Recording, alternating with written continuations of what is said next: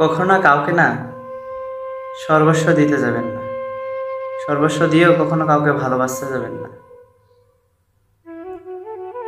আপনি যদি আপনার প্রিয় মানুষকে অথবা কাছের লোকজনকে কিংবা আপনার পরিবারকে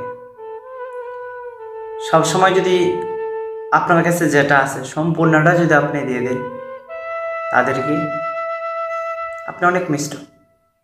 কিন্তু যদি কোনো এক সময় ভুলক্রমে যদি আপনি সেই সম্পূর্ণ থেকে একটু কমিয়ে দেন দেওয়া, দেখবেন আপনি একদম তিক্ত হয়ে যাবেন। মনে করেন আপনি যে এই যে গত 5 বছর তাদেরকে দিয়ে গেলেন, তাদের সেবা যত্ন করে গেলেন, কিন্তু যদি একবার কমিয়ে দেন না, নাম হয়ে যাবে আপনার তুই কি দিছস, তুই কি দিছস, সারা বছর তো এগুলোই করছস। এই যে একবার একটু কমিয়ে দিছেন, সারাটা জীবন নাম হয়ে যাবে আপনার, তুই কি দিছস।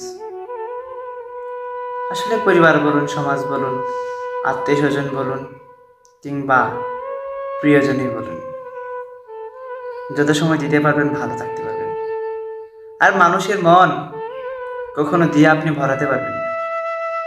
চাহিদা থাকবেই, একটা চাহিদা শেষ হবে আর একটা চাহিদা তার সামনে চলে আসবে। ক্রমে ক্রমে তার চাহিদা বাড়তেই থাকবে, চাহিদা কখনো কমবে না। চাহিদা তখনই কমবে যখন পৃথিবী ছেড়ে চলে যাবে। যতই মানুষকে ভালোবাসেন, যতই দেন, কখনো তাদের কাছ থেকে আপনি ভালোবাসা পাবেন, শুধু কষ্টই পাবেন। হ্যাঁ, কষ্টই পাবেন। এই যে তাদের সাথে যে একটা ভালোবাসাটা কোনো নিঃস্বার্থ ভালোবাসা থাকে না, সেই ভালোবাসাটা থাকে চাওয়া পাওয়া, যে এখানে চাওয়া পাওয়া কাজ করে। নিঃস্বার্থ ভালোবাসা না, নিঃস্বার্থ ভালোবাসা সেটাই যেখানে কোনো চাওয়া পাওয়া থাকে না, সেটা হচ্ছে নিঃস্বার্থ ভালোবাসা।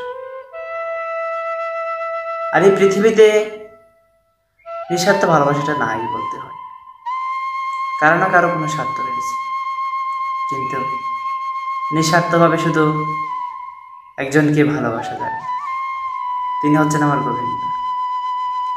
যখনই হতাশাগ্রস্ত হবেন তখন ভগবানের বিগ্রহের সামনে যাবেন, মনের যত কথা আছে সব ওনার কাছে খুলে বলবেন।